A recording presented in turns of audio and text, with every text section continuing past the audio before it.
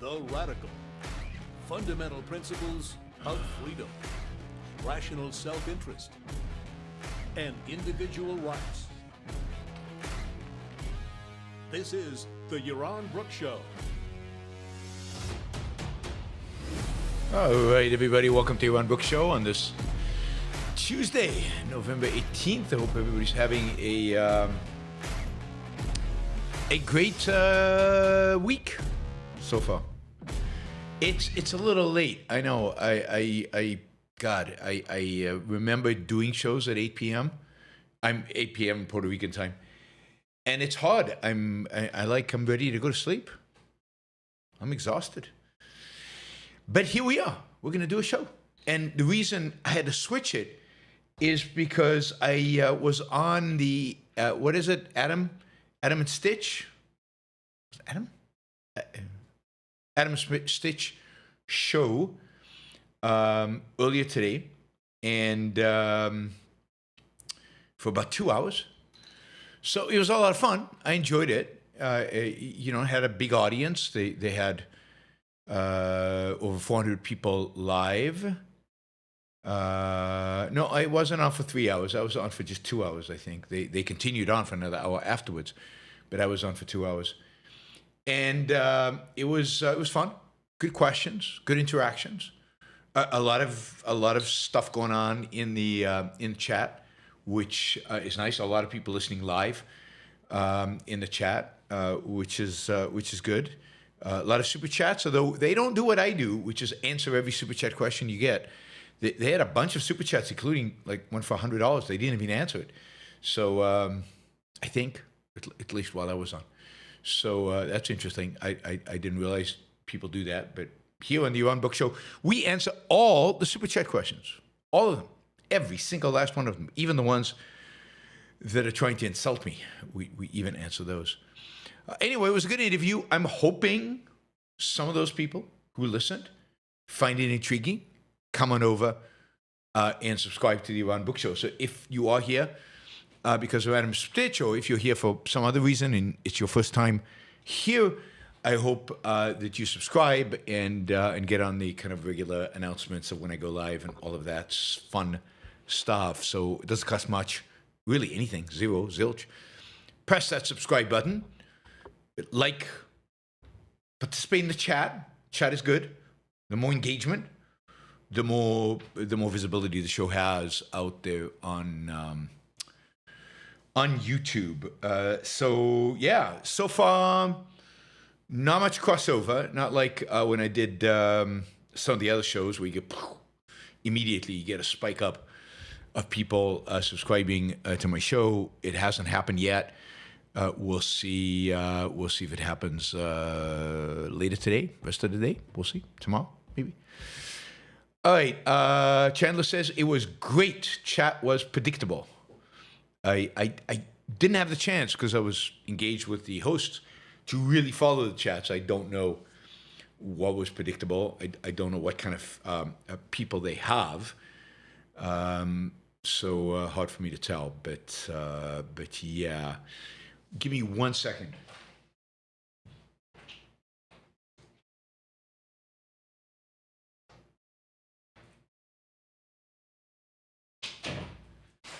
I forgot to lower the AC to make it appropriately cold, and it was getting way too warm. All right.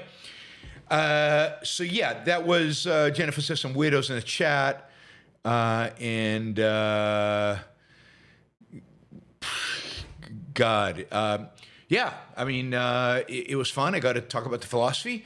I got to talk about selfishness. What's more cool than to talk about self-interest and selfishness and why it's right? So it would be, yeah. Hopefully, a few people found it interesting and curious and stuff, and came over and subscribed over here, so we can get our numbers up because we're stuck at 40,000. We need to get that magic 100,000. They said they were stuck at 50.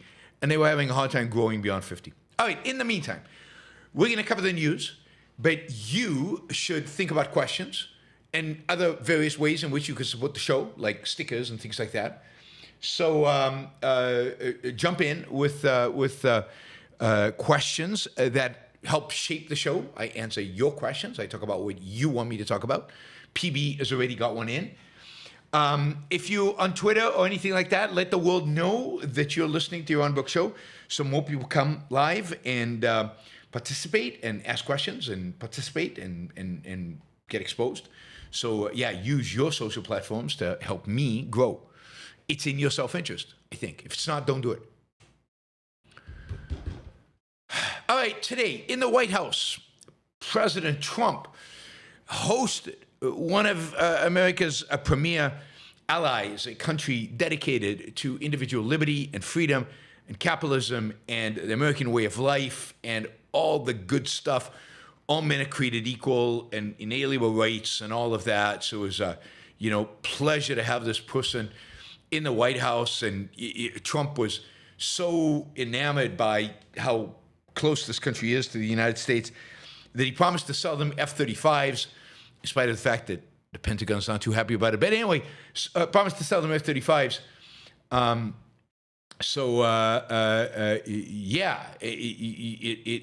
That happened today. And this person happened to be the Crown Prince of Saudi Arabia. Ugh. I mean, is like, right. I mean, it's Saudi Arabia. They have a king. They have a king. And the state basically owns everything. And women don't have rights. Nobody really has rights in Saudi Arabia. I mean, they're not recognized by the state. They have rights. The state doesn't protect them. You certainly know free speech. God, atheists like me, straight to jail. I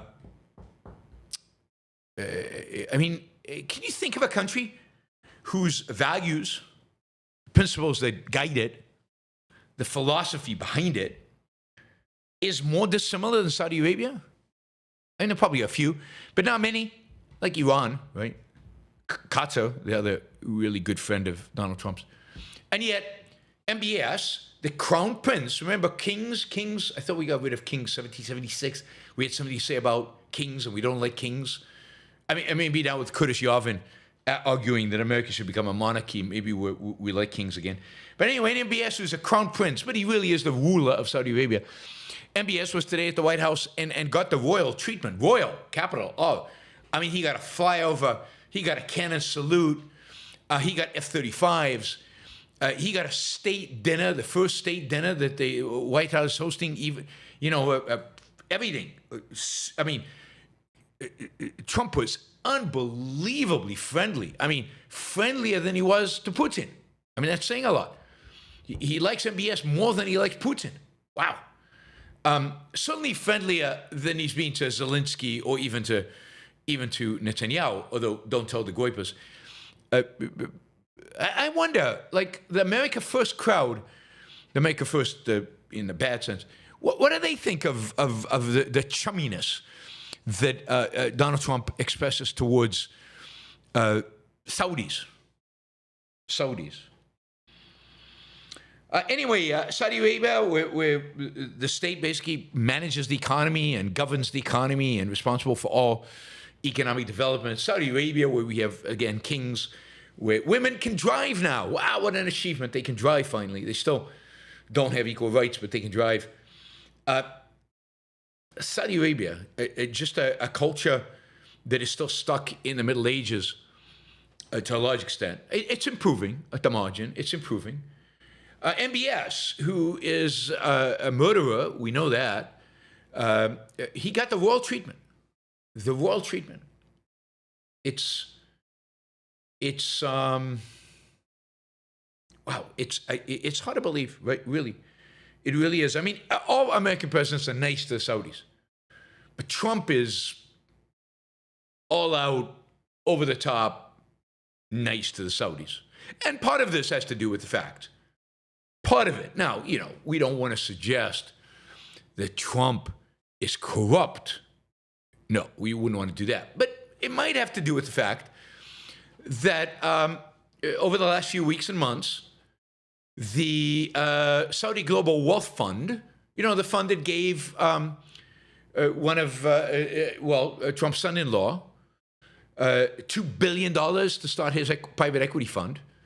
That's Saudi Global Wealth Fund. They gave $2 billion to, God, what's his name? The son-in-law of Trump for the private equity. But that's not enough. But over the last few weeks and months, the Saudi Global Wealth Fund has cut a bunch of deals with the Trump Organization. The Trump Organization worth several billions of dollars. Indeed, the Saudis, which means the Saudi royal family, which means, the Crown Prince, Trump family's some of their biggest business partners. So Trump gets a few $1 billion and he gets to sell them F-35s. I mean, what's the big deal? I mean, after all, the Pentagon's only worried that the Saudis will transfer the technology over to the Chinese. But we don't need to worry about that. I mean, why would they do that, really? I mean, they're so culturally, philosophically, value-wise, so aligned with America, they would never betray us. That would never happen. Never happen.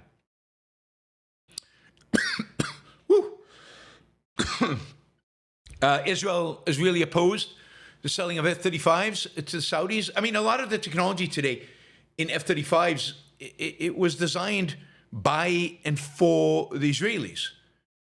And Israel's really worried about the Saudis having it.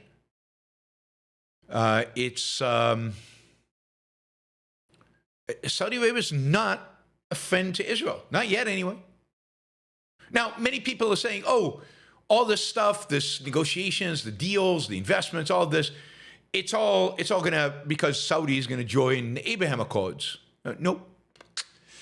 MBS was very clear that MBS stands for Mohammed bin Salman, the Saudi Crown Prince.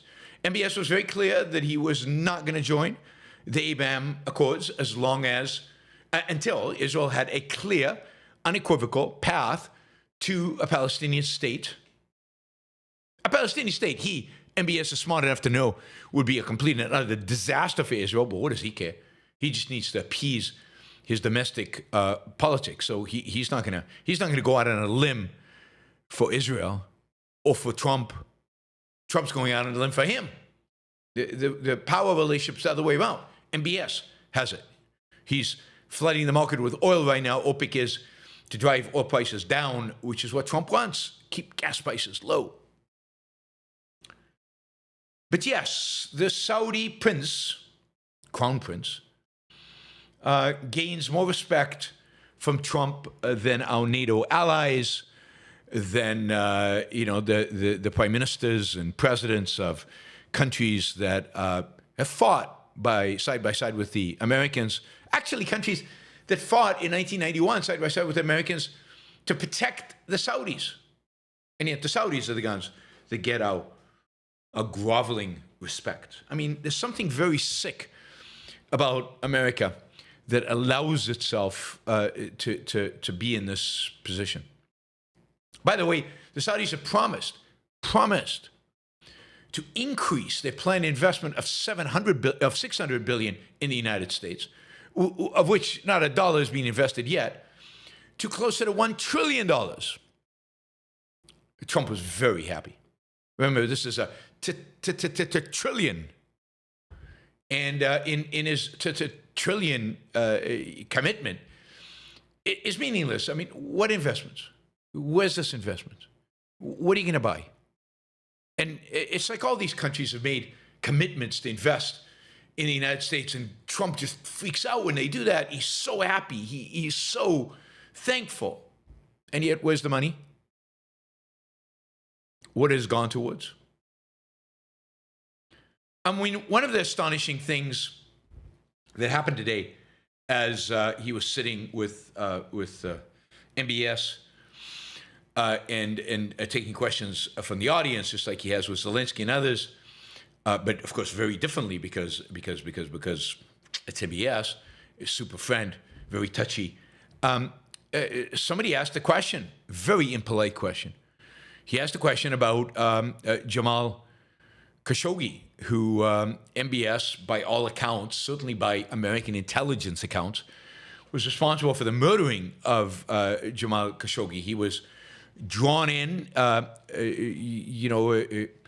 convinced to come into the Saudi Arabian embassy in Istanbul, in Turkey, where he was then basically, he was murdered, and then his body was cut into pieces. And I don't know what did they do with it? They shipped it out or whatever, right? And they literally cut the guy up into pieces. Jamal Khashoggi was a dissident from Saudi Arabia, a critic of the prince, the crown prince, and the king, who had left Saudi Arabia and worked at the time for the Washington Post as a columnist, and basically Crown Prince Mohammed bin Salman ordered his execution.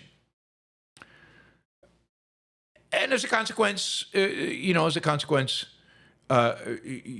during the Trump administration. As a consequence, I think they wagged the finger at him, but nothing really happened. Now, Biden, when he came in, said, "Ooh, I don't like these Saudis. They kill journalists. We're against the Saudis." And he kind of, had a bad attitude towards the Saudis until he needed them because he wanted oil prices to come down. And then he went groveling to Saudi Arabia and kissed the ring. So anyway, MBS was asked about Khashoggi, or Trump was asked, and Trump's response was, "Look, a lot of people didn't like Khashoggi. A lot of people didn't like him, and it's kind of it's kind of sad what happened to him, but things happen. Things happen, and that was it." MBS basically said he wasn't responsible. He didn't do, people who were responsible. They've been taken care of. They put them in jail or whatever. But he didn't do it. And Trump just played along. And in spite of the fact that it's American intelligence that claims that MBS ordered the killing of Khashoggi. Lots of countries kill their people. We shouldn't get too excited about political assassination. Not according to Trump. This goes back to the 2015 campaign, where he said about Putin, when asked about Putin killing journalists, he said, we kill people too. What's the big deal?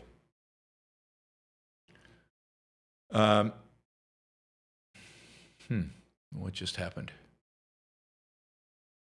Coda error happened while recording. All right, that didn't work. Okay, but YouTube is working. All right, we'll have to upload this later. All right, anyway, there we are. There is some talk about a defense pact that, the United States, I don't think the United States needs Saudi help to defend the United States. So defense pact basically means that the United States will defend the Saudis, and that might be finalized and signed while MBS is in the United States. Even that, Trump is not going to require, as in the past, there was this demand, we'll give you a defense pact if you join the Abraham Accords. Saudi Arabia is not budging. We will not recognize Israel. We will not normalize relationship with Israel until Israel guarantees a path to a Palestinian state, which is, basically, Israel should shoot themselves in the forehead, and then we'll recognize it. Yeah, wonderful. All right, this is foreign policy Trump style. Lots and lots and lots of love for dictators, kings, authoritarians more broadly. Lots and lots of love for them. We've now have a treaty to defend Qatar against its enemies. We'll soon have a treaty to defend Saudi Arabia against its enemies. What a world in which, maybe Putin will come and maybe we'll sign a treaty to defend Russia against those pesky Ukrainians. Maybe we can get a treaty with China to defend China against, if it attacks Taiwan, if Taiwan defends itself, we'll come and help them defeat the Taiwanese. I'm being facetious, but not by much. Why do we have a defense treaty with Saudi Arabia? Not a good country. Not a real, true ally of the United States. Not a friend. Doesn't share values. Shouldn't sell them F-35s. And we shouldn't give them the latest, greatest American military technology. And we should not rush to their defense, as we did in 1991, which I think was a mistake. All right. Reminder that if you're new to the show and you're not a subscriber, please subscribe. Subscribe to the show. That way you'll get announcements when we go live. All right. Let's see. Jeffrey Epstein. It just doesn't go away. Jeffrey Epstein just doesn't go away. Today, the House and the Senate both passed legislation that authorizes or commands, I don't know how you want to phrase it, the Justice Department to release all their files on Jeffrey Epstein. And because we know this is, without question, the most important issue of the day. It will determine the fate and future of America. Republicans who resisted this for a long time all basically came on board and voted for it. Now that Trump said this is good, it's good to go. So I think it passed the House with one member opposing it. All Republicans, including the majority leader, who the Speaker of the House, who resisted bringing it to the floor for months, he also voted for it. I mean, it just shows what a pathetic political party the Republicans have become. Expect Epstein files or not. Who knows what the next step is? I don't think Trump would have given this a thumbs up if he really thought there was going to be a massive dump of real, comprehensive Epstein files being disclosed. I mean, he's fought too hard for too long, at too high a political cost, to just want them all released suddenly. So Mark Epstein, who is Jeffrey's brother, and I don't know if he knows anything, but he's saying, this is a quote from him, the reason they're going to be released, the reason for the flip, is that they're sanitizing these files. He says there's a facility in Winchester, Virginia, where they're scrubbing the files to take Republican names out. Now, the wild conspiracy theory, I don't know that there's any proof of this or even any evidence of this, but it's Trump, it's Kash Patel, it's Bondi. Would this surprise anybody? No, it wouldn't surprise anybody. So we'll see. We'll see what happens. We'll see what gets released, what's in the release stuff. A lot will be redacted, is my guess. But a lot of people are probably worried tonight about what gets released, because if you're a Democrat, for sure that'll get released. For sure. Indeed, we've already got our first casualty. And that is a guy I actually, in some ways, respect, which is Larry Summers, who is the former president of Harvard, who basically had to resign from Harvard because he said he said some politically incorrect things about women in science. Somebody who actually saw the inflation coming, and is he's a neo-Keynesian economist. He's not my favorite type of economist, but pretty sharp, pretty smart guy. But it turns out that he is in the files. And there's a whole thing in the file in exchange that's already been released, in the emails that have already been released. There's a whole thing about some relationship he had with a mentee of his, a young professor, a young female professor, not underage or anything like that, but still somebody who was he mentored.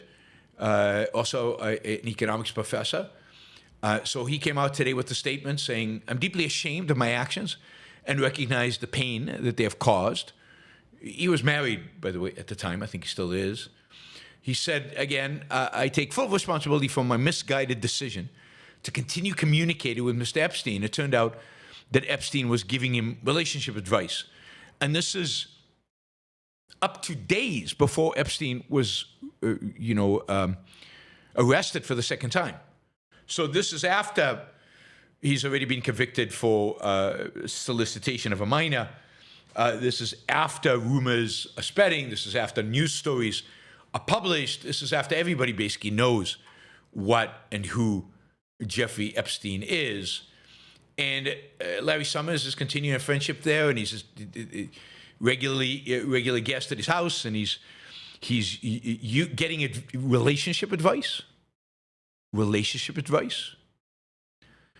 Summers says, while continuing to fulfill my teaching obligations, I will be stepping back from public commitments as one part of my broader effort. Yeah, I mean, he's been a regular commentator on economic and political issues on the center left.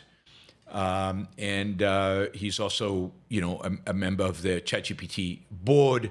He's also a member of the Center for American Progress, which is a liberal think tank, from which he has resigned. So he's no longer affiliated with that organization. So people are cleaning house. He's cleaning house. So it is, I think what's going to happen, one thing we definitely know is that a lot of stuff is going to come out. A lot of stuff is going to come out about Democrats. Whether anything comes out about Republicans, it's hard to tell because it might be withheld. It might be held back. It might be redacted. It might, who knows? But I think a lot of ugly stuff is going to come out about leftists. People like Reid Hoffman, who is the founder of LinkedIn, and certain people maybe at J.P. Morgan Chase, no suggesting J.B. Diamond, but other people lower down in J.P. Morgan Chase, other Democrats, certainly the Clintons, and other Democrats around will all, I think we'll all learn a lot more about them and their relationship with Jeffrey Epstein. I'm sure you all sitting at the edge of your seat because you can't wait to find out what's in those files. The Trump stuff might not come out that quickly.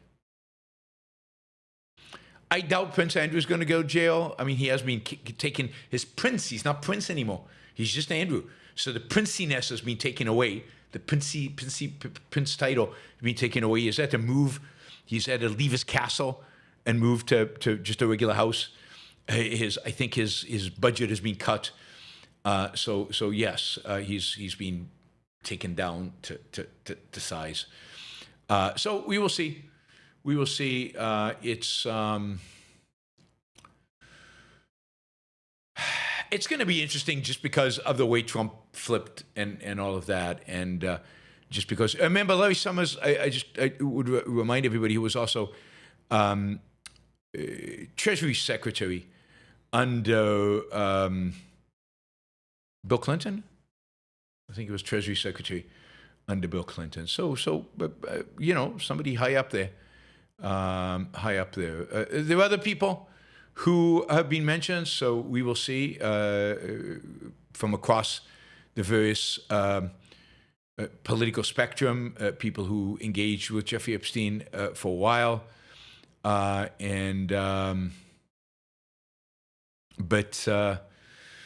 even Noam Chomsky, that'll be interesting.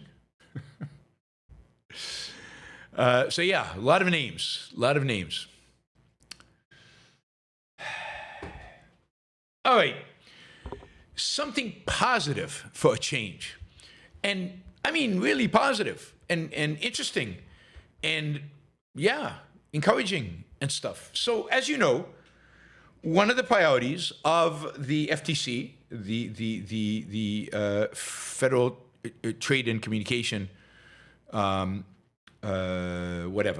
agency, one of the priorities of the FTC, which is responsible for, what is it responsible for? Mergers, approval of mergers, and then suing for antitrust. So it, together with the Justice Department, goes after So this is, I'm sorry, this is the Federal Trade Commission, right? Federal Trade Commission.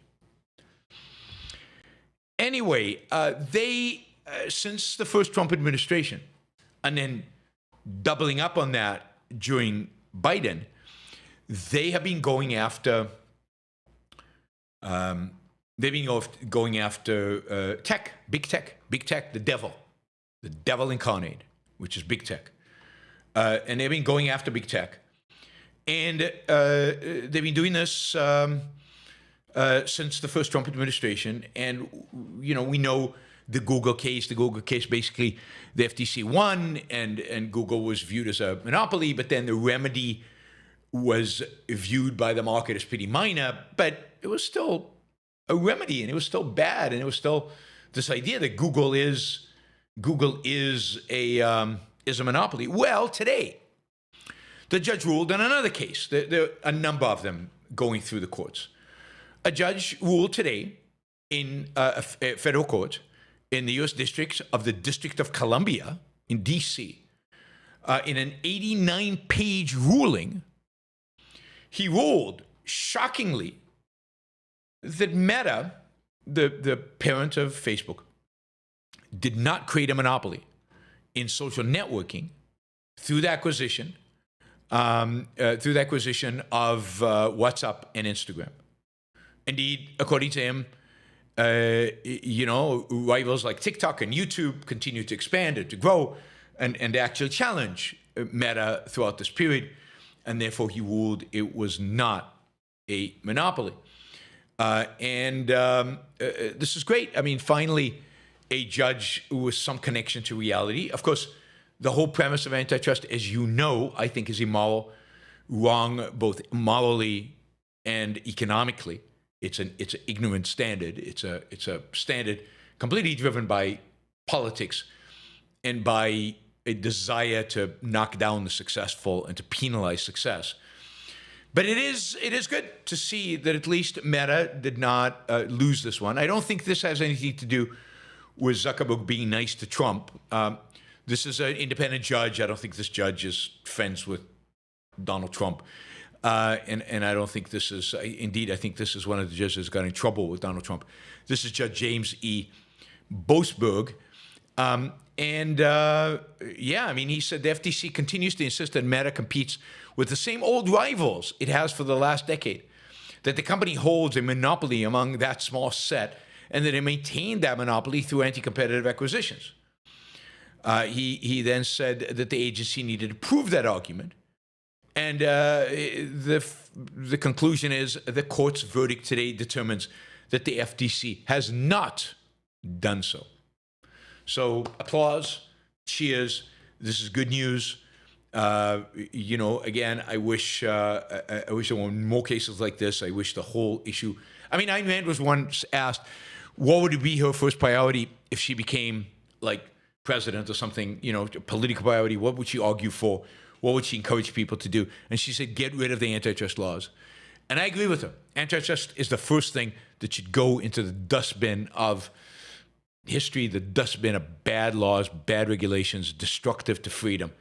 So antitrust. This is, as we know, Meta is super ambitious. They're pouring hundreds of millions of dollars, I think, or billions of dollars into AI. They are, that's bizarre. Okay, they are very, very, oops, I don't want that to happen. Something closed. Something's going on with the computer. I'm not sure exactly what it is. Right. Anyway, that is, they're now free to grow and free to invest and free to expand. There's still a lawsuit against Amazon. There's still a lawsuit against Apple. So let's hope that these lawsuits will also fail. The lawsuit against Amazon is probably going to go to trial in 2027. Not clear when the lawsuit against Apple actually goes to trial. So, yeah. All right, cool. Some good news is good. All right. So we all know Mamdani has suggested as a big part of his proposals for reducing the cost of living in New York City, making New York City great again. Oh, no, I mean affordable again. He is suggesting rent control. And rent control, as I think you all know, is one of those things that economists pretty much across the board, left, right, center, like tariffs, all agree is a really, really bad idea, that it doesn't lower the cost of rentals, that it destroys the rental market, that actually increases the cost, it reduces supply. It's just a really bad idea and shouldn't be embraced, just like they all know tariffs are a bad idea. Doesn't stop Trump from doing tariffs, and it's not something Mamdani from advocating for price controls like many others. Well, this has kind of been a almost consensus among economists, and it's just taken for granted. Yeah, economists, this is what they believe. There was yesterday, or 2 days ago, on Sunday, I guess Sunday, November 16th, there was an op-ed, a guest essay in the New York Times by a prominent economist. Indeed, by somebody who is the director of the Stanford Institute for Economic Policy Research. This is a prestigious place. John Cochrane is one of the economists at the Stanford Institute of Economic Policy Research. This is, people affiliated with Hoover Institute, which is a bastion of free markets, a part of this institute. The director of this institute, Neil Mahoney, is a well-known, respected economist. He wrote this op-ed with Bharat Ramamurthy, I think. Maybe I'm pronouncing that wrong. The headline of this editorial was, economists hate this idea. It could be a way out of the affordability crisis. And it basically argues for rent control and price control. On things like utilities, because we know you pay way too much money on electricity. And if we only had a price control on electricity, that problem would go away. So this was published in the New York Times. And of course, it's a prominent economist, a famous guy. But more importantly, we're talking about an article published repudiating the entire field of economics by John Cochrane's boss. Now, I don't know how many of you know John Cochrane. I've mentioned him often on the show over the years. But John Cochrane is one of the best economists out there. I like John Cochrane a lot. His writing is clear, often passionate, but economic logic. He uses economic logic. He also can do really, really, really complex math, which I admire, even if I can't follow. But he's a really good economist. He's one of the best living economists out there, and somebody that I read regularly, and somebody you admired. I've sent you to his blogs many times. The blog is called Grumpy Economist. And anyway, this morning he was grumpy. Or whenever he wrote this the same day. He wrote this, that's on Sunday as well. So he was grumpy. He was grumpy because his boss had just written something that he really, really, really, really disagreed with. And he has to be nice, and the article certainly starts out nice. But he lays into them. He really lays into him. So if you're interested in the issue of price controls, if you're interested in rent controls, if you're interested in kind of the debates and discussions around economic policy in the world in which we live, what happened? Something's weird is happening. What's that? Then I encourage you actually to read John Cochrane's essay. It's on his Substack, on his. Oh God, this is all screwed up. computer's just behaving weird. And I don't know if this has to do with the big outage that happened this morning at cloud something. But the computer is acting weird. So give me just a second to fix this particular thing. And I will be right back with you. Edit, copy, I have to paste this, paste, okay, yes, yes, continue,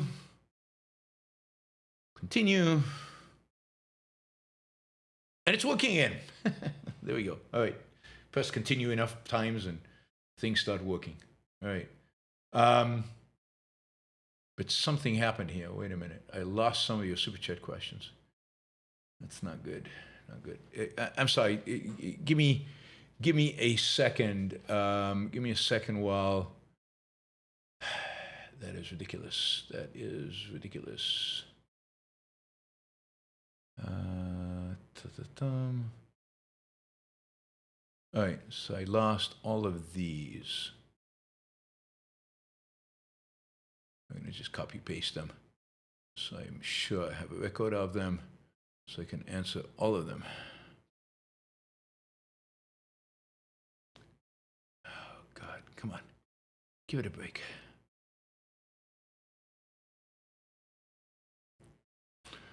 Let's see. Won't let me do that. Okay, we got that.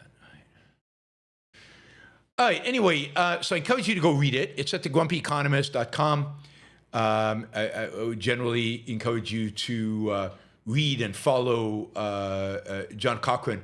I'll read you a few passages out of it because I think it's just worth doing, given how good it is, and I think it's important. That this case be made. And John makes it. It's of course, as we know, the Maher case is the fundamental one. That is what ultimately gets people to vote for price controls, and for this is not really the economics of it, but because, as I said, nobody. I mean, this is the thing about these economics professors who give credibility to theories and ideas that everybody knows are horrible. And the people working in the Trump administration in economics are doing that for Trump. And now we've got somebody doing it for Mamdani, who again should very much know better. It really is just, it's just horrible. It's just upsetting. So it's good to see somebody like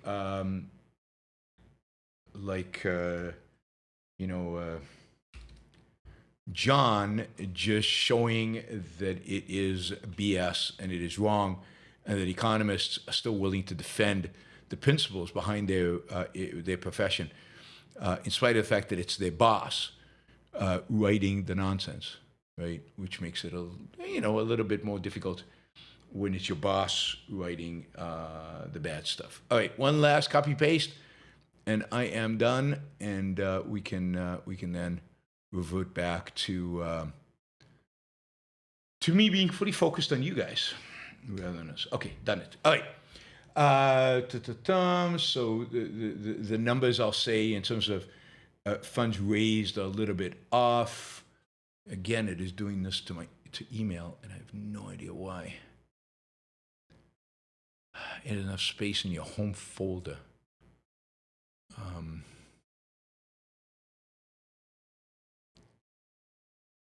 Oh, I see. All right. Weird. All right, we're just going to leave it as it is, and we're going to see what happens. Maybe other stuff will collapse because for some reason my computer now doesn't have any space on it. I don't know what we added. Let me just do something. Let me delete something I know that I can delete. Sorry about all this, guys.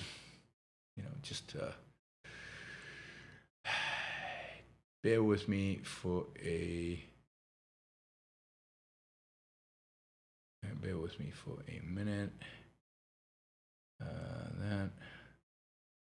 Let's do this. I'm going to just delete a bunch of stuff that will increase the space on the computer so the computer can breathe. Breathing is good for a computer. And we want that to happen. And then find empty trash, and that'll help a little bit. All right, so here's John Cochran.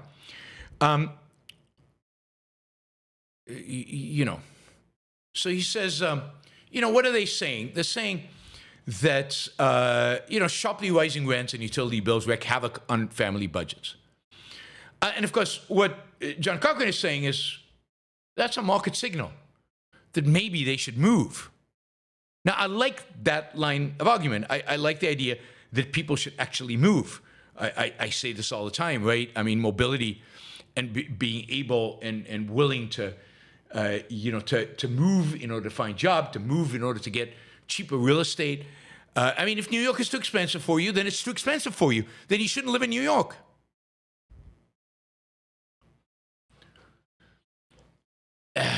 So if the families don't follow the screaming market signal to move, but the money comes from somewhere, he writes, rent control and energy price caps wreak havoc on landlords and electric utility budgets. The money must come from somewhere. A rent control is the same as a tax on landlords used to subsidize the rents of current tenants. You may picture a giant corporation, but many landlords are sympathetic individuals who worked hard and saved and used the apartment to fund their retirement. Corporations are owned by 401k plans of sympathetic workers too. But economists should know better than to tug at your heartstrings. For who should get resources forcibly taken from whom? Forcibly. If you ask what the optional way to tax people in general in order to lower housing costs for a politically attractive group, currently tenants, the screaming answer is not, let's tax the people who currently own the building. Sure, tax the rich. If you want to go down this route, it's a lot more efficient tax all the rich. If you ask what the optional way to help families who just got stuck with higher rents, the screaming answer is send them a check, but then let them move to an apartment that fits their needs. In other words, move. That's the real answer. A rent control only makes rental affordable for the lucky recipients. It does not make rental housing more affordable for other people. It does not increase the number of people who have housing. Indeed, it reduces that number. It just changes who gets it. It does not even make housing more affordable on average. For those who want it must now pay with time and inconvenience or pay by forgoing the great opportunities that moving to the city provided. The biggest losers of rent control are the young, the mobile, the ambitious, immigrants, and people without a lot of cash. If you want to move from Fresno to take a job in San Francisco and move up, and you don't have millions lying around to buy, you need rentals. Rent control means they're not available. There is no blob of government money or policy that can make something affordable for one without making something else less affordable for another.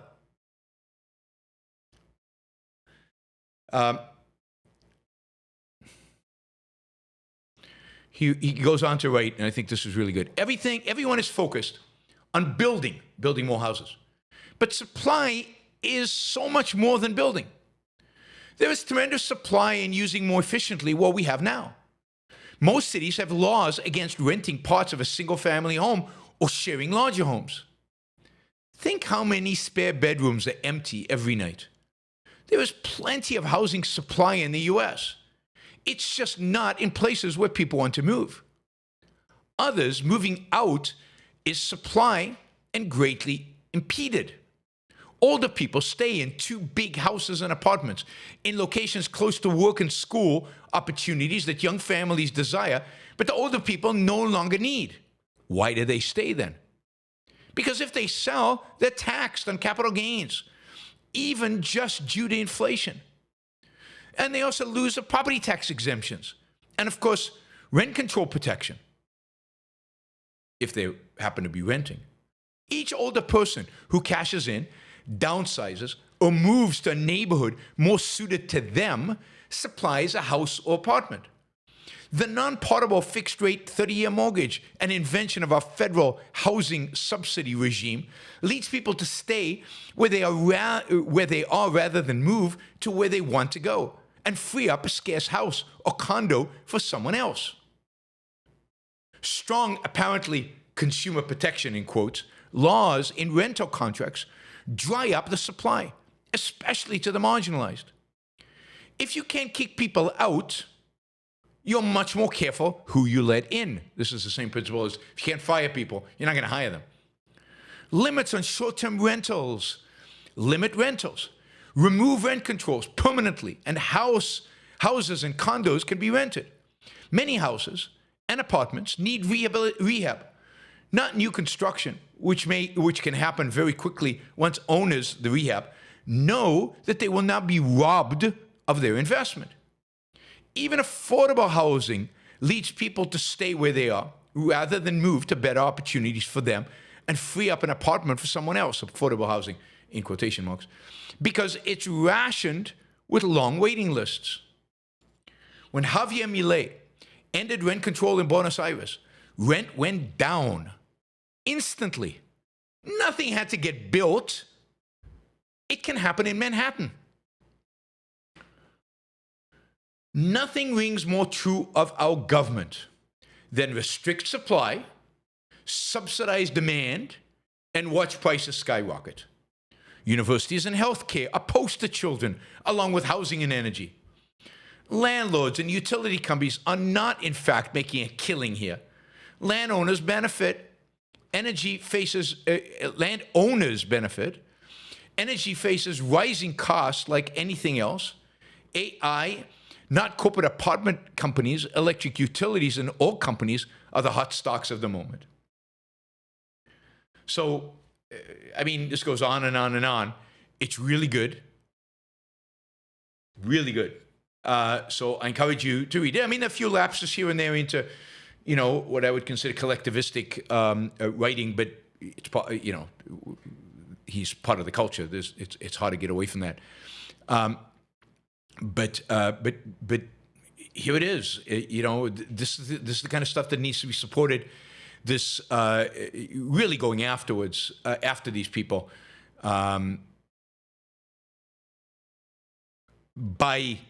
if all economists wrote this, if all of them chimed in, if all of them attacked this paper, if all of them said that the financial crisis was not caused by capitalism, if all of them wrote papers right now about rent control and why it's damaging and why it's harmful and why it's wrong, then maybe we wouldn't get it. The challenge is that the good stays way too silent. Way too silent.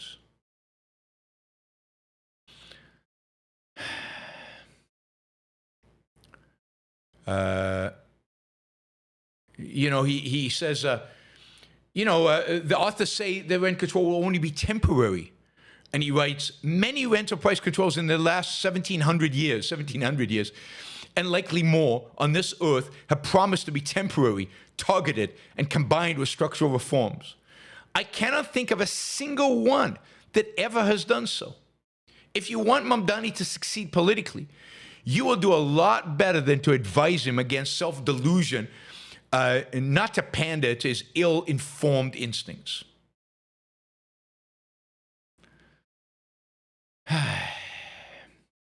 A last thought.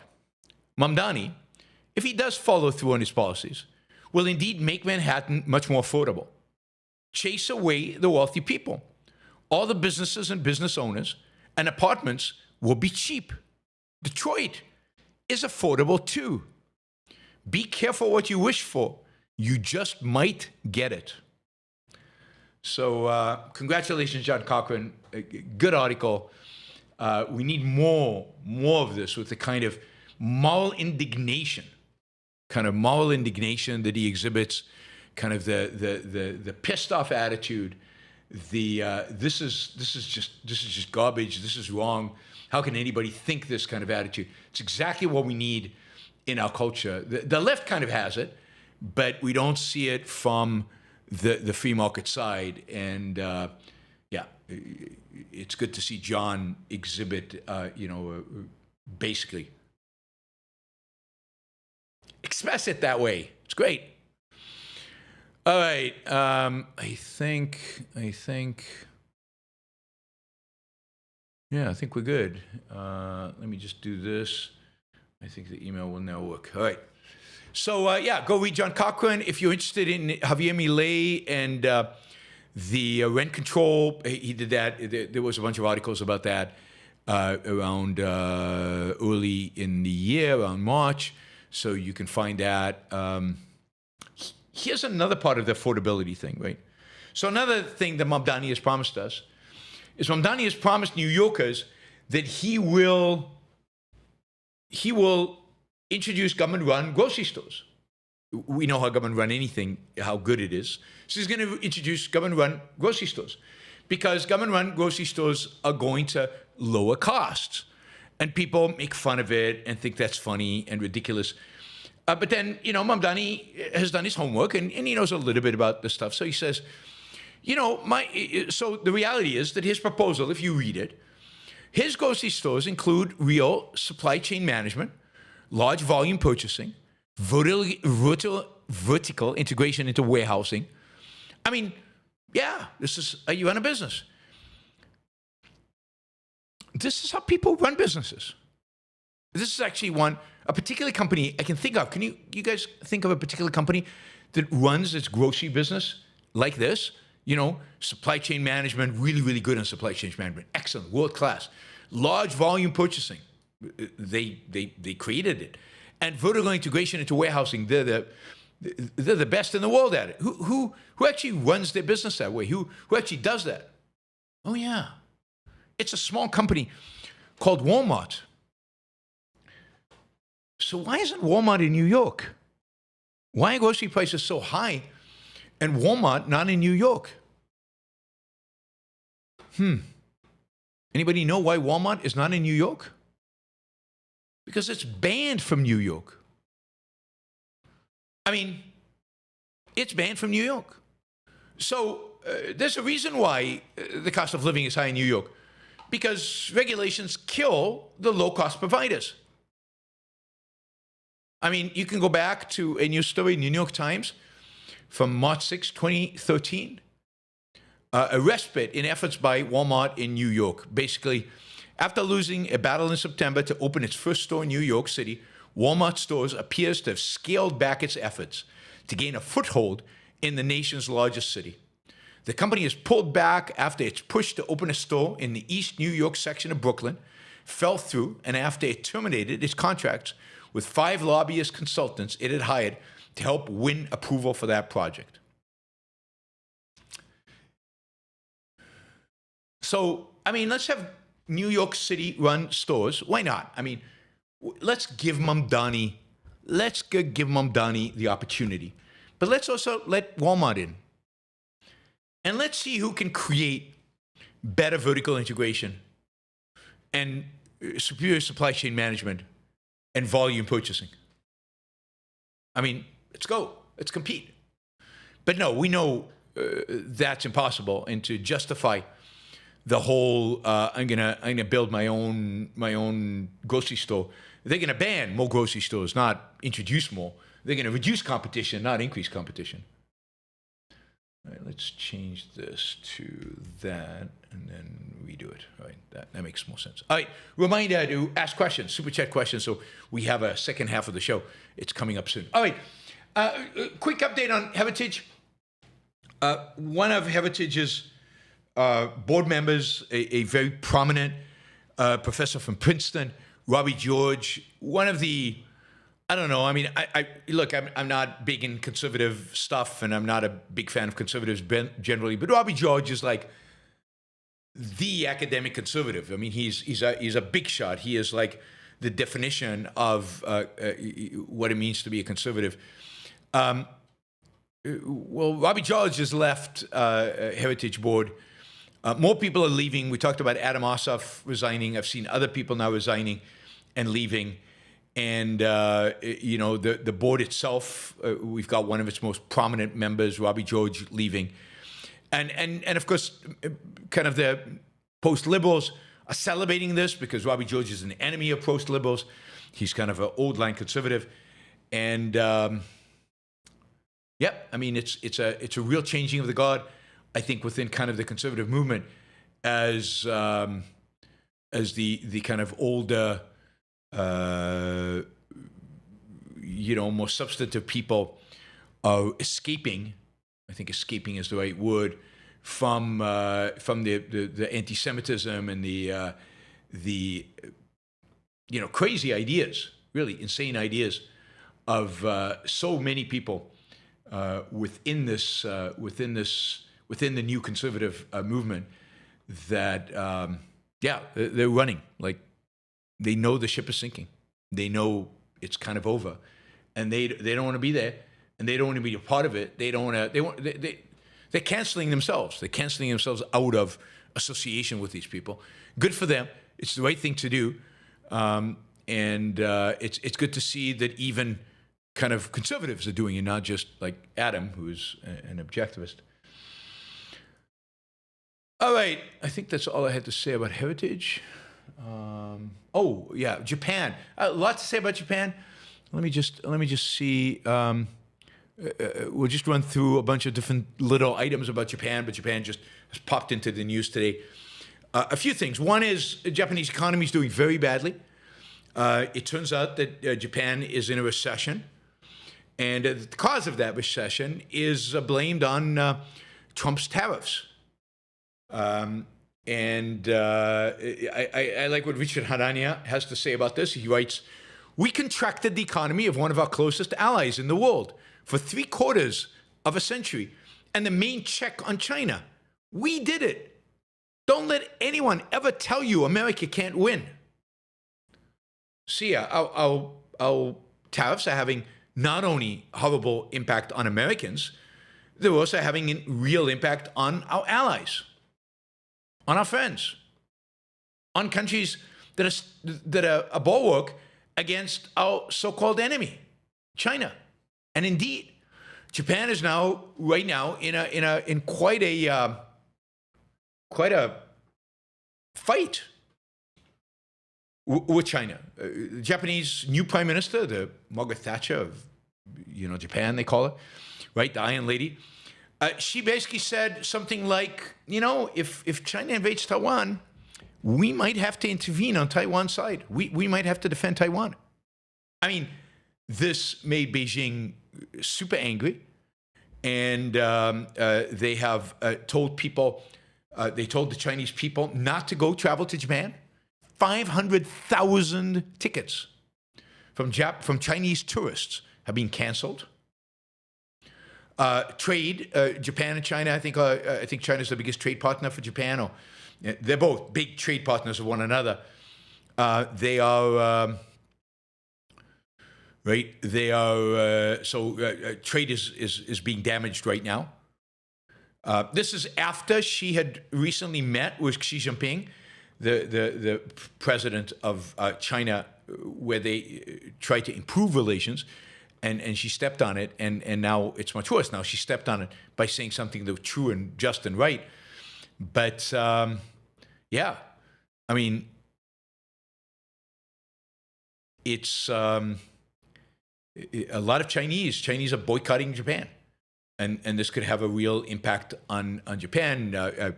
Chinese airplanes have breached Japanese airspace. Some ships breached the airspace. There's a lot of tension. It's not going to evolve into anything substantial. I think Japan will probably retreat in some way, or say something that moderate the whole thing, and they'll get back together and they'll play kumbaya. But this is the country that we're penalizing with the tariffs. This is the country that's going through hard economic times. But it's also disappointing, because this new prime minister, Takaichi, the first female prime minister in Japanese history, and somebody compared to Margaret Thatcher, is not Margaret Thatcher.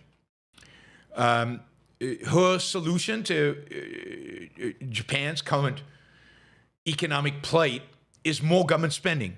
She is going to be proposing, I think next week, a massive stimulus bill to stimulate the Japanese economy, even though Japan has gone through many, many, many of these stimulus bills and they never seem to really work. They don't work because stimulus bills don't work. She's very much a Keynesian in that sense. She's very much big government. The bond market in Japan is going nuts about this because Japan has, 254% GDP, debt to GDP. So they have a huge amount of debt. It's not clear, and they're running a deficit. It's not clear how they can do the stimulus package without blowing up debt. So interest rates are going up. So basically they're telling the government, if you want to sell us more debt to finance the stimulus, you're going to have to pay us a lot of interest to compensate for the possibility that you will never be able to pay this back. So Japan actually has 50-year bonds.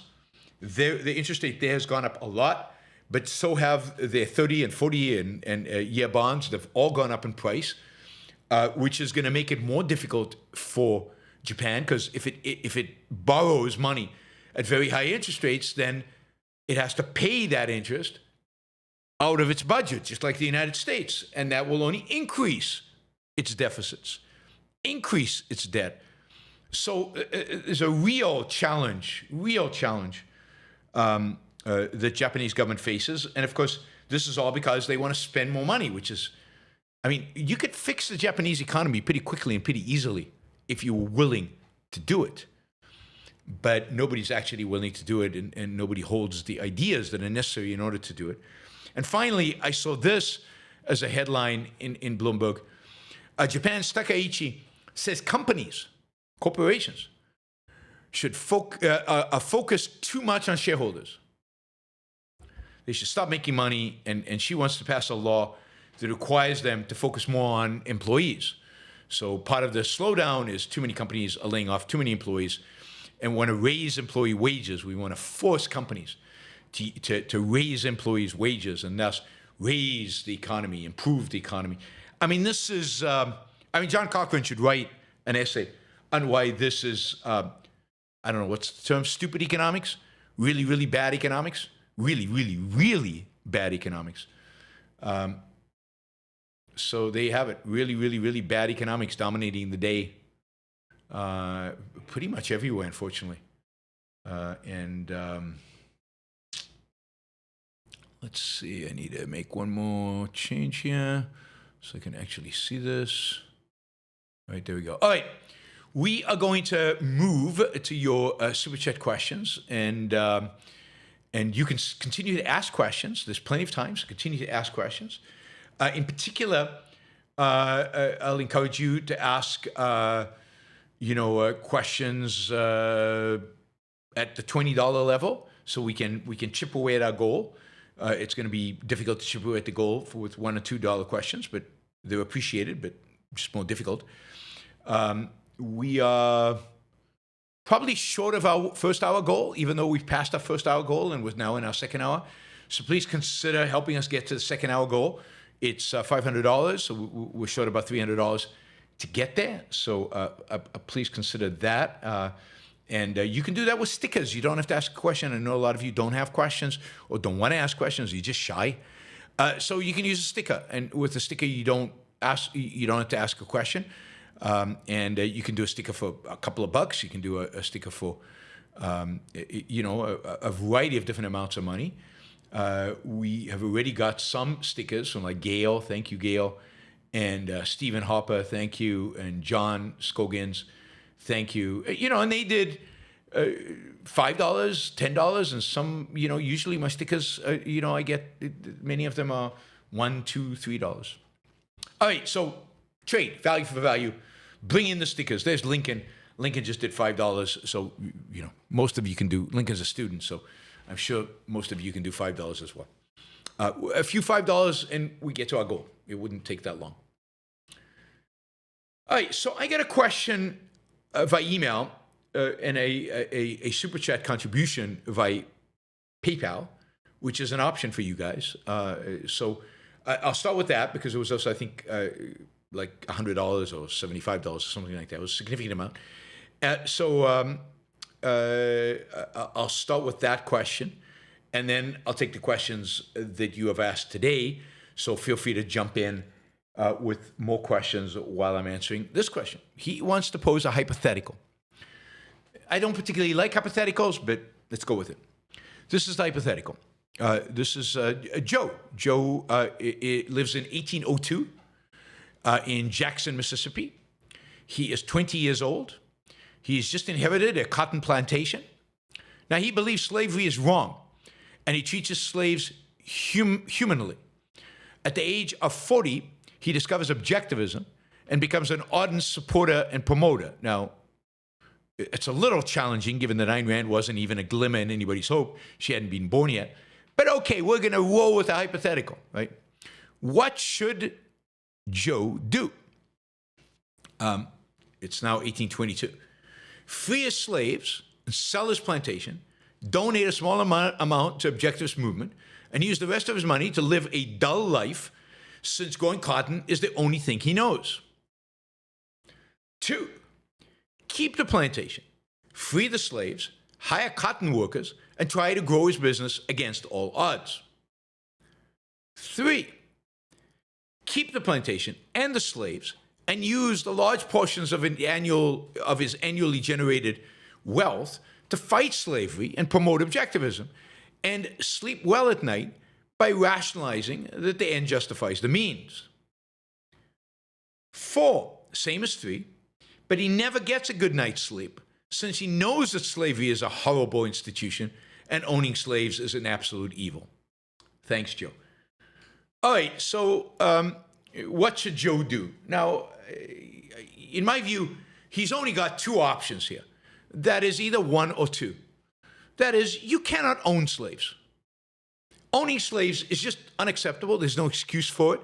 Certainly once you discover objectivism, as he has in 1822, he can't own slaves. It makes him a monster. Owning slave is monstrous, particularly, when it's optional, particularly when it's this late, particularly when you're not, I think all the founding fathers should have released their slaves. It's sad that they didn't. It's horrible that they didn't. They all had their rationalizations, but they should have. So he should free the slaves. And then the only question is, should he also sell the plantation and, live a dull life, as he says? We'll get to that in a second. Or hire cotton workers and try to grow his business against all odds. I'd say, either one of those options, but I don't agree with the evaluation of them. Like, he's made good money, supposedly, according to this. He's made good money. He's an ardent supporter of objectivism, so he's giving money away. He's got money.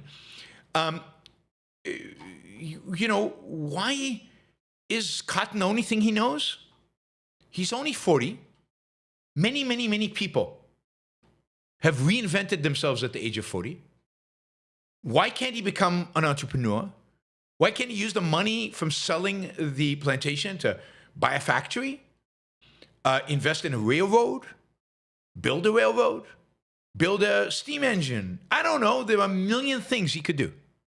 The idea that, he's going to live a dull life since growing cotton is the only thing he knows. Well, there's no such thing as the only thing you know. I mean, particularly if you like objectivism, know something new. Reinvent yourself. I mean, it's such a passive attitude. It's there's so many things. I mean, go travel the world, see the world, come back with ideas on what kind of business you can start. You've got money, you've got time. Do something interesting with it. Go get a PhD at a university and become an abolitionist. I don't know. But the idea that you're going to live a dull life because the only thing you know is growing cotton is such an awful, horrible perspective on human life. There's always more to know. There's always more things you could do. And even if he wants to stay in the cotton industry, the idea that growing the business against all odds, I'm not sure of that at all. Right? Cotton workers are more incentivized to work for you because you're actually paying them. You might even hire some of your former slaves, pay them a good wage, and now they're much more motivated. They're going to be, significantly more productive than they used to be as slaves. Maybe you can even think about automation and bring in machines to help. I mean, the cotton mills were invested around this period, maybe a little after, I think, around this period. So bring in machinery. Again, as an objectivist, you always want to grow. You always want to challenge. You always want to figure out new things. You always want to do something new and different. So it's sad that your option 1 and 2 you're assuming boredom and dullness and impossibility or massive difficulties that are not worth it, when I don't think that's the case at all. So 1 and 2, you can't own slaves. That is completely untenable, unacceptable, cannot happen. Lincoln, thank you, $20 sticker. That is amazing. Normative Randroid, thank you for the sticker. Normative Randroid did 99 cents, and that's great. $1. All of you can do $1. All you can afford $1. Value for value. By the way, I'm looking for 11 people, 11 new people who haven't done this before, who are not contributing monthly to the Yaron Brook Show. I'm looking for 11 people to become contributors to the Yaron Brook Show over the next month and a week or 2 weeks. So by the end of the year, I've got a number in mind. I'm looking for 11. I'll let you know how we progress, if we progress. But yeah, if you could support the Yaron Brook Show on a monthly basis by going to patreon.com, that would be amazing. I would immense gratitude because it would help a lot. It's so much better to have a predictable source of income. I mean, Super Chat is great, but the foundation of the Yaron Brook Show finances are Patreon and PayPal. That's the foundation.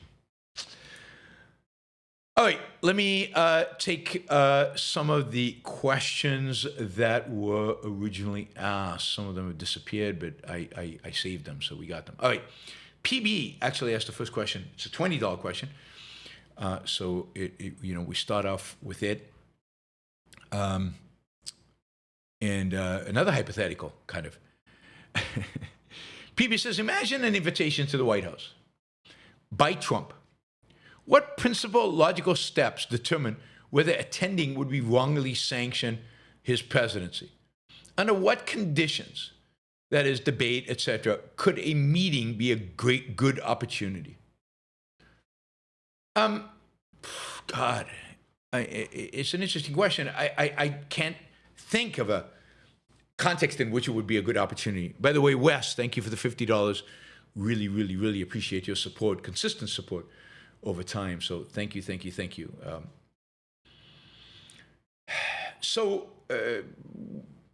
Meeting Trump in the White House. It's unlikely you would have any opportunity to really address anybody. It's unlikely you get a microphone to America.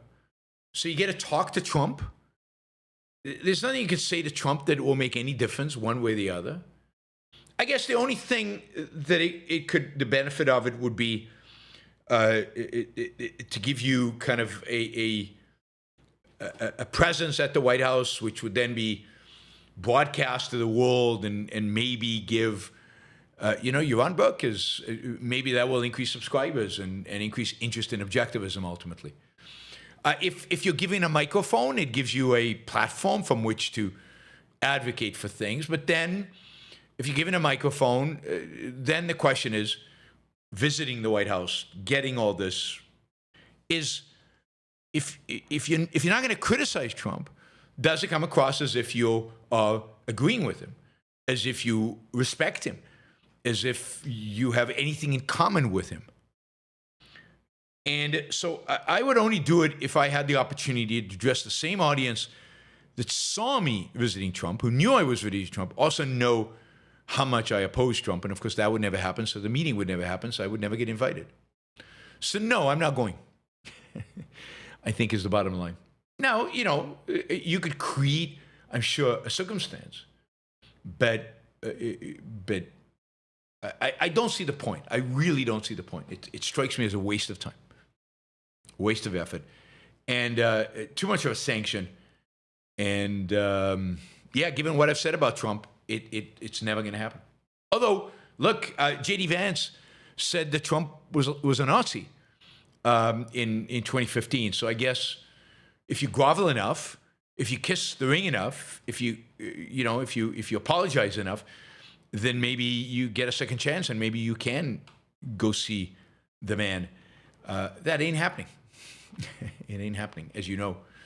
I'm not that type. All right, Lincoln says, do you know what the application process for ARU is?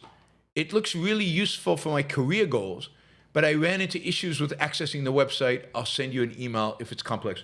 I don't think it's complex at all. I mean, ARU now, as a program, does not require an application. You just have to sign up. So you have to apply for a scholarship. I don't think that's complex, but I really don't know. The best thing is to email the people at ARI in charge of that. If you email me, I could forward it to somebody. But I actually don't know what the process is. I don't know how complex it is to apply for a scholarship for ARU classes. But you should do it now. The semester is about to start in January. So, get it done. Get it done. Thanks, Lincoln.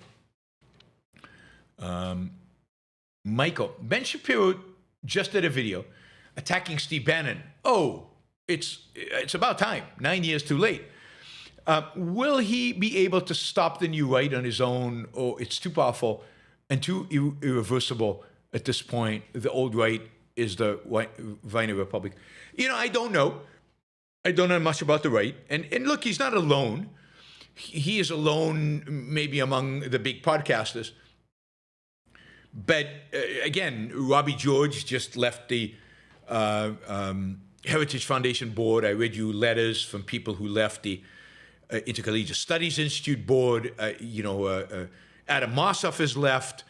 There are a lot of people who are in the kind of Republican right circles that are disgusted by Tucker and Fuentes and all these guys. So I don't think he's alone in that sense, but he is alone in terms of a public figure. Is it going to be enough, everything that they're doing, to stop what is happening? I just don't know. It is very, very hard to tell. I'm not involved enough in the inner workings of the rights and Republicans.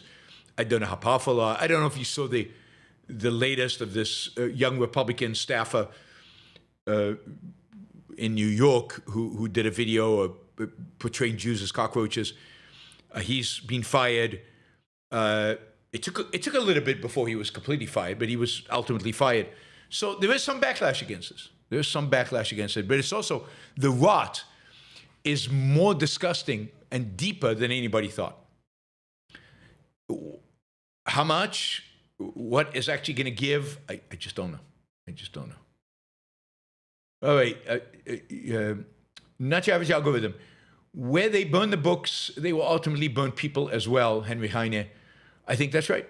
I think that's right. Lincoln says, but Yaron, they have top golf players and F1 races and oil money, so that make the illiberalism okay, according to Trump. Well, not just according to Trump. It's also according to the golf players who go there, the Formula One racers who race there, the engineers who go and build them their big cities and big, infrastructure projects. It's okay based on, for a lot of people who sanction the kind of theocracy, the kind of evil that is the Saudi regime. And it's sad. It's sad that people are not willing to take a moral stand against these kind of things. We would live in a much better world if people did, if people actually took a moral stand against, against the Saudi, people like the Saudi regime, regimes like the Saudi regime. But we don't live in that world. We live in the world we have. This is what we have. This is what we have to deal with. All right. Let's see. Ryan. Thank you, Ryan. Cities across Canada raised the Palestinian Hamas flag over the weekend. God, it's so sickening. It is so sickening.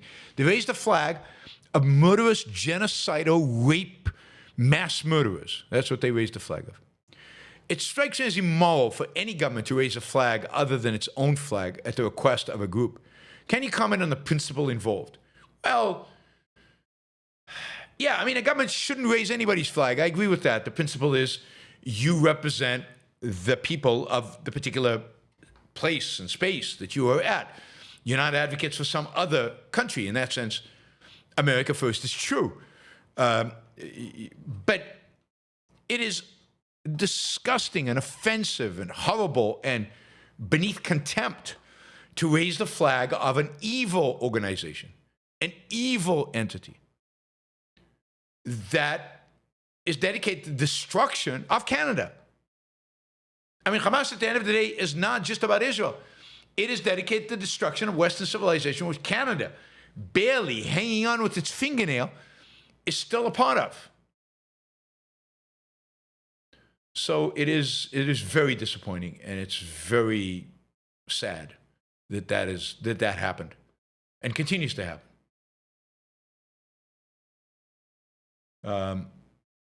Alex, Yaron, objectivism hold that the key to happiness is the pursuit of one's own values. What evidence would you give to a young person on how to find their own values? Any recommendations and resources to help this process? I don't know. I think Gene Maroney Binswanger, and maybe Gina Golan both have suggestions, and maybe a psychologist, and maybe Gene has some workshops on how to do it. I think Taltz Fani in his happiness seminar does some of this. But fundamentally, it's about introspection. It's about introspecting about what you like, what you love, what gets you excited, what you're passionate about, and starting there, starting with, what really makes you passionate. And it doesn't end there, because you have to make sure that those values are life-affirming values. You have to make sure that after rational analysis, they are values you should pursue, because it's likely to lead you to happiness. But you've got to do a lot of introspecting and thinking about what it means. One of the best ways to discover your values is through art, particularly through novels. Novels that portray heroes, novels that portray people doing things in the world. And who excites you? Who gets you really excited about stuff? And I want to be like him. And then, well, how can I be like him? What kind of values do I need to pursue in order to be like him? So it's a matter of defining your moral values. There, Ayn Rand can help, and Fountainhead and Atlas Shrugged can help. And then it's defining what specific values, given those moral values, you're going to pursue. You have to start with the moral values. You have to start with abstractions. I want to be a hero. I want to be incredibly productive. I want to be, of course, you want to be rational. That's the primary, right? But break it down. What kind of person do you want to be? What kind of character do you want to have? Before you can get to, I want this job or that job, or I want, this car or that car, you have to start with what kind of character you want to be. What kind of human being do you want to be? And again, here, the best way to do that is read novels, read romantic novels of heroes, like Hugo and a lot of even the swashbuckling heroes of the 19th century. What appeals to you about them? Who are the good guys? Who would you like to be like? What is it about that person that makes you like them? Hugo is the best for this, But any romantic or somewhat romantic literature or movies, but there are very few movies that have the same effect. You don't get characterization like you do in a novel. In a novel, you dig deep into character. You don't in movies. So use art. Use art. Use the novel for that. And introspect. And maybe even look at people around you that you admire and you respect. What is it about them you admire and respect? What is it about them you would like to be like? What would you like to emulate? And follow that. So that's a beginning. That's a beginning. But it's a lot of introspection, a kind of a creating a hierarchy of values for yourself. Andrew says, a friend, 13-year-old son asked his parents what it means to be good. My advice was to address the beneficiary question first. Good for who? And convince him to do things that are good for him. What do you think of that? Yeah, I mean, I like that. But you've got to first address the reality that what it means to be good is what it means to be good for whom? Good is not some floating abstraction. So good for whom? And that the benefit should be to you. Morality tells you how to be good for you, or that you should be good for you. And then you can think. Then you can start breaking it down to what did that actually mean? What does it mean to be good for myself? Yes, I think that's probably good to start with the beneficiary question. I think that's right.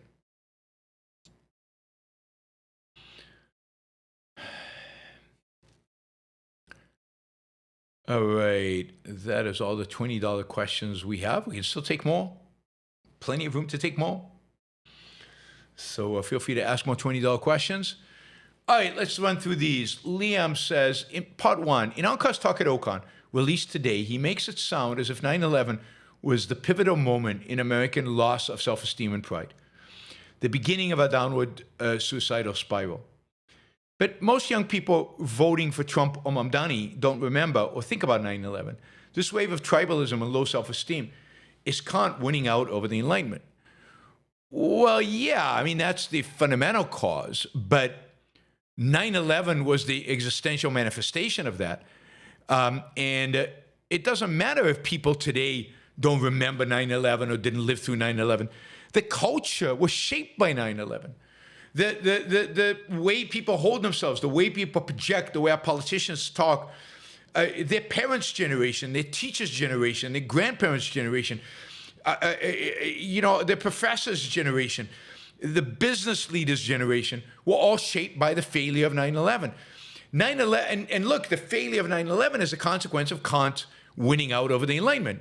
The point Ankar's making is that manifested itself in the response to 9/11, or even in the pre-9/11 lack of defending ourselves. And what's happening today is just a playing out of that. That's just a continuation of that. But 9/11 really showed us that Kant won over the Enlightenment. I mean, just listen to Leonard Peikoff's Americans versus America, America versus Americans, or one or the other, right?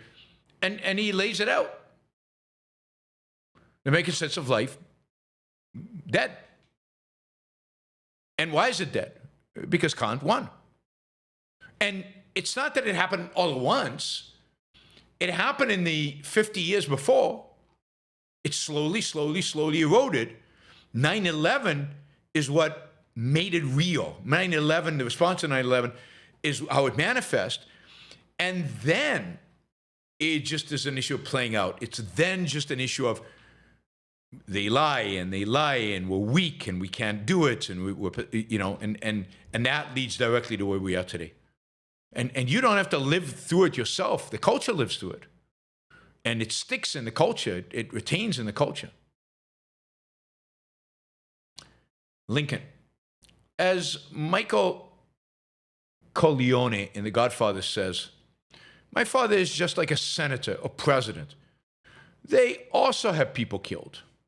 Classic thug gangster mentality from Trump. Yep. I mean, yeah. I mean, he's a classic thug. Juris says that the talk is called America versus Americans.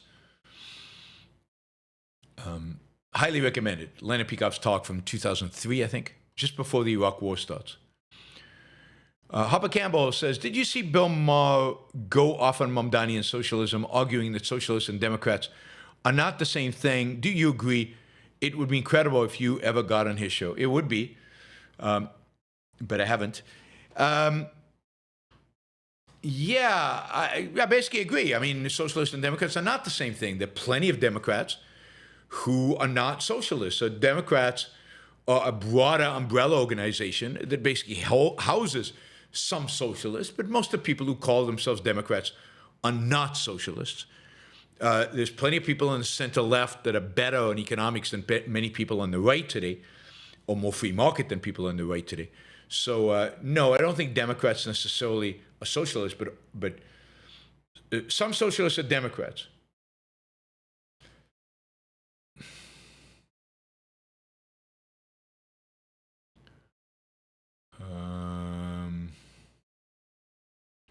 James, will America see a melee in your lifetime, even half a melee? You never know when good things or good movements spring up and gain momentum during horrible times. Yeah, you don't know. So I don't know. I'm not going to make a prediction. It doesn't look like it. It looks like we're heading in a different direction. And maybe it'll take decades before things get bad enough for melee-like character to spring up. But you're right. You never know. Things could get better quickly. It could get better quickly. So, yep. Clark, it's not really fascism. A mob boss isn't being a fascist when he says it would be a shame if something happened to your company. Trump will need to improve to get up to the level of a fascist. I mean, I think that's right. I mean, I don't think Trump is a fascist. I've said this many times. I think Trump is a thug. He's a nothing. He has no ideology. He's a mob boss, and he has the mentality of a mob boss, and he does a lot of things based on that, and that's why he respects other mob bosses. I mean, he respects Putin, he respects MBS, he respects Xi, because he views them as other mob bosses, and he doesn't respect Zelensky or leaders of other democratic countries because they're like maybe they're weak mob bosses, but they're not real mob bosses. They're not the real thing. They're not powerful. Clark says we have gone from let's make a law to let's make a deal. Yes, everything's about a deal, and the deals more and more and more, add to the bottom line of the Trump family. Ryan, like the show. Thanks for watching. Yeah, press that like button. It really helps in the algorithm. Helps with the algorithm. So please press the like button. I heard a World War II historian say Germany was winning itself to death. It took over so much territory so quickly it couldn't solidly have genuine control over it, and it ultimately lost it all. I mean, there's an element of that, but not really. I mean, first, didn't it learn anything from history? I mean, Napoleon had the same problem in Russia. Don't they know about the Russian winter? Don't they know about long supply lines when you go deep into Russia? They never had a geography lesson to see how big Russia is. Why open a second front when you still haven't closed up the first front? So just strategic mistakes, and I wouldn't call it winning itself to death. I'd say Germany made really big strategic errors in World War II. And it underestimated, of course, the United States and what impact it would have by joining the war. Not Savage algorithm. When evil smells weakness, does it often appear to be winning in the beginning of its campaign? Yes. I mean, ultimately it loses, but in the beginning it can definitely win. And the Nazis are a good example of that. There are plenty of other examples in history. Look at the Soviet Union. It seemed to be winning for a very long time. And then it failed. Ultimately, evil fails. That's the thing about a dark age is coming. It'll fail. It's just a question of when. JJ Jigbees, no worries if you didn't get to it, but did you watch the educational video on fentanyl I emailed you? Legalizing drugs would likely stop this problem, but it seems wrong to sell heroin knowing its bodily impact. Thoughts? I mean, it might be wrong to sell heroin, but somebody will because somebody wants to use it. So there are always going to be people who sell it. I haven't watched the documentary. Again, the fentanyl issue would be solved with legalization. But okay, so it's wrong to sell heroin, but people will open up kiosks all over the place selling heroin. And people will buy it, and the price will go down, and organized crime will disappear, and most of our problems will go away. And if, a lot of companies and a lot of people will rally around ways to get addicted people off of their addiction, so that'll reduce the harm and the danger of using heroin. So, yeah, I mean, I don't see any downside of legalizing drugs. Is the bottom line. All right, let's see. Abraham Campos. I'm a right-of-center millennial in college. We were shocked at how fast socialism grew on the left. Now it's creeping into the right. Many Gen Z X talk like Warren and call coerced trade free trade. Yes, I mean, I've been saying this for over 10 years that this would happen. The right has no basis on which to defend free markets. It has no basis on which to defend freedom more broadly. The right is statist and has even old line conservatives. They claim to be free marketers, and Buckley and the like. They claim to be free marketers, except when it didn't suit them to be free marketers. They couldn't defend the free market without relying on God and religion, and that's not a very good defense. So they had no moral defense of capitalism, and as a consequence, they couldn't actually defend capitalism, and as a consequence, they could never win on a platform of capitalism. The last guy who tried was Goldwater, and he failed. Reagan did a little bit of that, but Goldwater's the last guy who really tried to defend capitalism. And he failed because he wasn't convincing. He had nothing really to say, and he relied too much on religion to the extent that he said anything.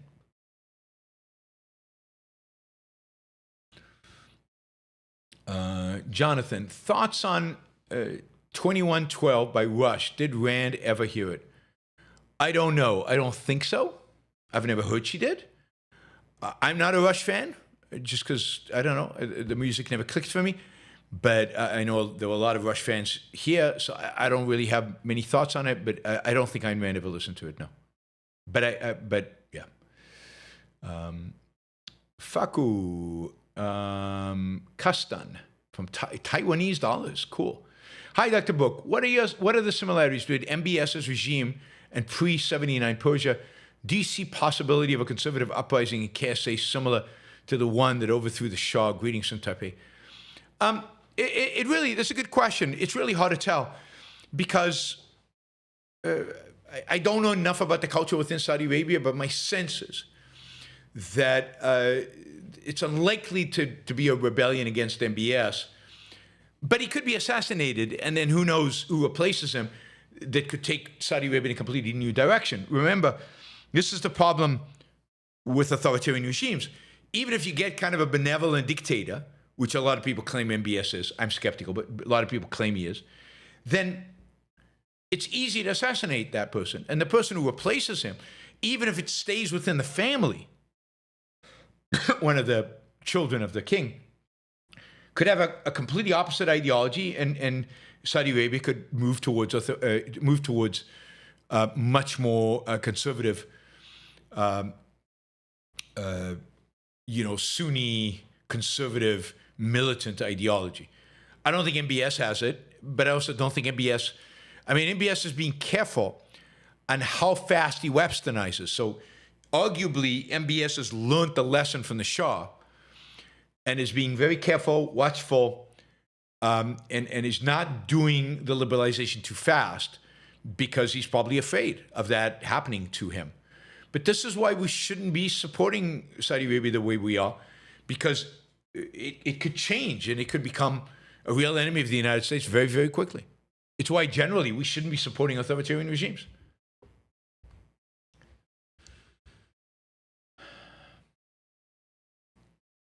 Jamie, I've heard different reasons for the cause of the Great Depression. Can you go into detail about what real cause was, and can you recommend books on it? I don't know if I have a book right now. I mean, George Selgin's latest book, but it doesn't really go into the causes as a primary. Look, I think the general agreement around the cause is that the Federal Reserve, when the stock market collapsed in 1929, the Federal Reserve tightened the money supply and created a credit crunch, which ultimately led to massive bank failures, which the Fed responded to by, again, tightening the money supply, which led to, again, more bank problems, and this spiraled out of control. And of course, because it was tightening the money supply, there were no loans to make the businesses to recuperate and to build and to grow, and that is really what led to the Depression. Now, adding to that with things like Hoover increasing taxes, increasing all kind of government programs and spending, refusing to reform the banking system and change the Fed policy. What else? Smoot-Hawley. So there were a lot of other factors that added to it, but the fundamental was that the Fed just made a massive destructive blunder in the way it responded to the Federal Reserve. Exiled to Void is recommending a book by Murray Rothbard in the Great Depression. I don't trust any of Murray Rothbard's historical books. He's a good economist, but I don't trust his history. I mean, the histories that I've read have been way too biased by his, his view of the causal relationships, and then he picks and chooses the facts to present to you that confirm his bias. So I don't trust Murray Rothbard with history or with morality or with philosophy. Economics, okay, but other than that, I don't trust him. Economic history, I don't trust him. So I wouldn't recommend that book.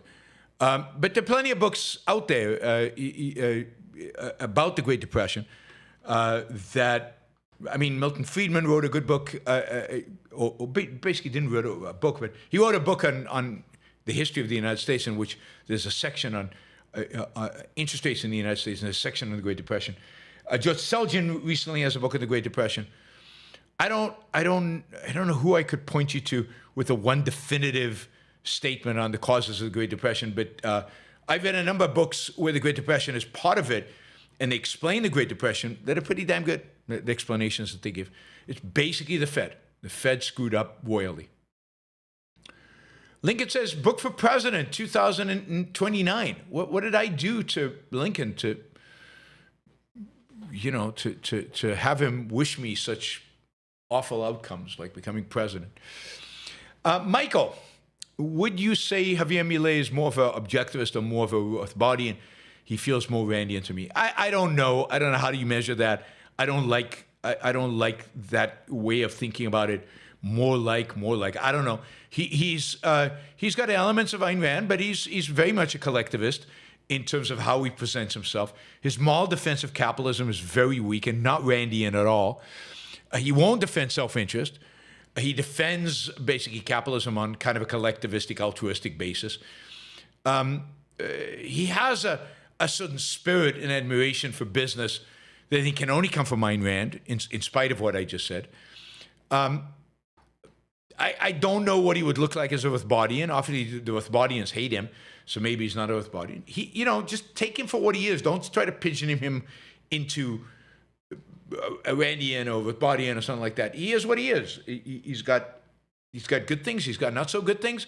Generally, as a politician, particularly given the world in which we live, he's a breath of fresh air. He's wonderful. And flawed. Really flawed.